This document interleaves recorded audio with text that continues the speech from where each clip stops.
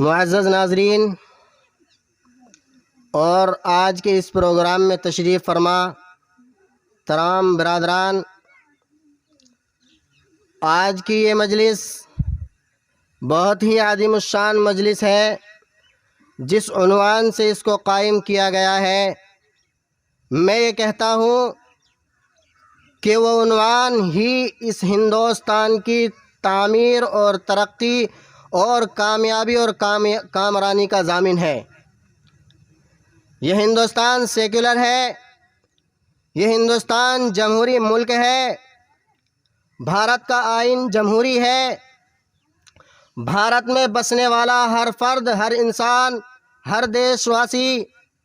Secular ذہن کا رہنے والا ہے، اور اس ہندوستان کے اندر، اس بھارت کے اندر صحیح معنوں میں اگر کوئی واسی ہے تو وہ وہی ہے جو سیکولر ذہن رکھتا ہو، کیونکہ یہ بات ہندوستان اور بھارت کا ہر واسی رہنے والا سمجھتا ہے کہ یہ ہندوستان ہندو، مسلم، سکھ، عیسائی ان تمام کے خونوں سے رنگنے کے بعد انگریز جیسے چالاک اور عیار اور حکومت اور برادری، بھائی چارگی، امن و اخوت، ان سب کا دشمن اگر اس دیش کو چھوڑ کر کے گیا ہے تو وہ ان تمام کے خون کو ایک جگہ ملا کر اور ان تمام کی شہادتوں کو اپنے سامنے، اپنی نظروں کے سامنے جب دیکھا اور اس نے دیکھ لیا کہ ہندو، مسلم، سکھ، عیسائی، یہ تمام برادریاں، یہ تمام مذاہب کے لوگ اس بات پر شاہد ہیں کہ وطن ہے تو جان ہے، وطن ہے تو جہان ہے، اور جمہوریت ہے، یکتائی ہے اور اتحاد ہے تو ہندوستان ہی نہیں بلکہ دنیا کا نظام ہے۔ اسی مقصد کو سامنے رکھ کر اکابر ہند اور ہمارے ملک کے بڑے بڑے لیڈران سب متحد ہوئے۔ بہت لمبی تاریخ ہے، 1401 میں یا 1467 میں جب انگریز ہندوستان کے اندر آیا، اس وقت بھی اس ہندوستان پر حکمرانی کرنے والے لوگ سیکولر ذہن کے لوگ تھے۔ ان کے دلوں کے اندر نفرت، بغض، عداوت، دشمنی نہیں تھی، بلکہ وہ تمام کی تمام برادری کے لوگ ایک پلیٹ میں بیٹھ کر کھانا کھانے والے تھے۔ یہ سنسکرتی اور یہ پریبھاشا جب اس غدار انگریز نے دیکھی تو اپنے پاؤں جمانے شروع کیے۔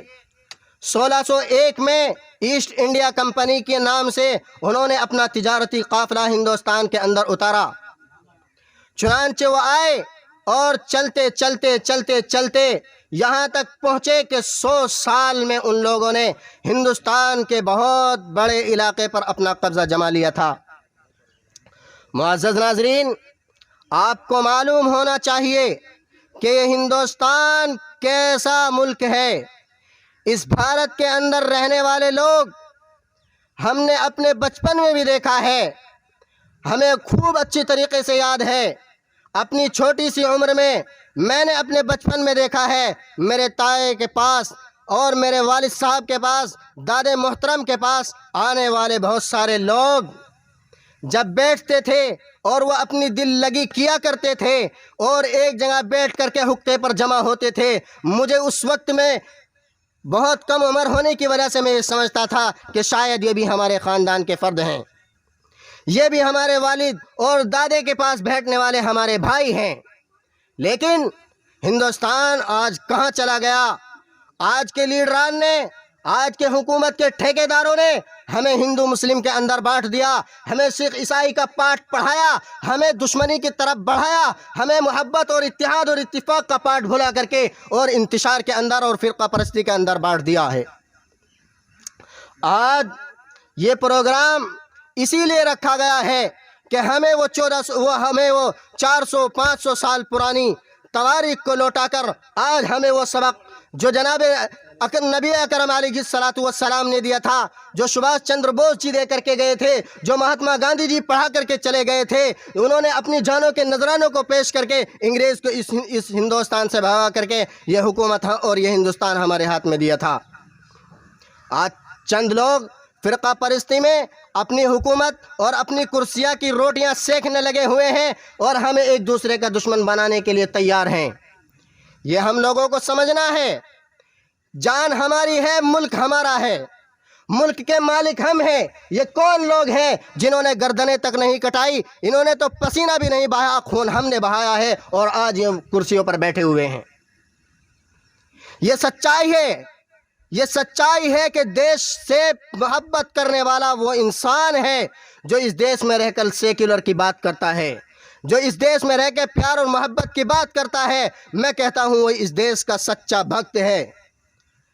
اگر کوئی اس ہندوستان کے اندر رہ کر اپنا آپ کو دیش بھکت کہتا رہے اور اندر سے ہندو اور مسلمان، سکھ اور عیسائی کے درمیان بیٹھ کر کے زہر اگلتا رہے، وہ دیش بھکت نہیں ہو سکتا، نہیں ہو سکتا ہے۔ ہم جوتیوں پر رکھتے ہیں اس کی اس پارٹی کو اور اس کی اس سیاست کو جو ہمیں ہندو اور مسلمان کے درمیان بانٹنے کی کوشش کر رہا ہے۔ ہم نے ایک جگہ ایک پلیٹ میں بیٹھ کر کے کھانا کھایا ہے اور مرتے دم تک ایک جگہ بیٹھ کر، ایک دسترخوان پر بیٹھ کر ایک پلیٹ میں بیٹھ کر کے کھاتے رہیں گے، اور ہم نے کھا کے دکھایا ہے اور انشاءاللہ کھا کر کے دکھاتے رہیں گے۔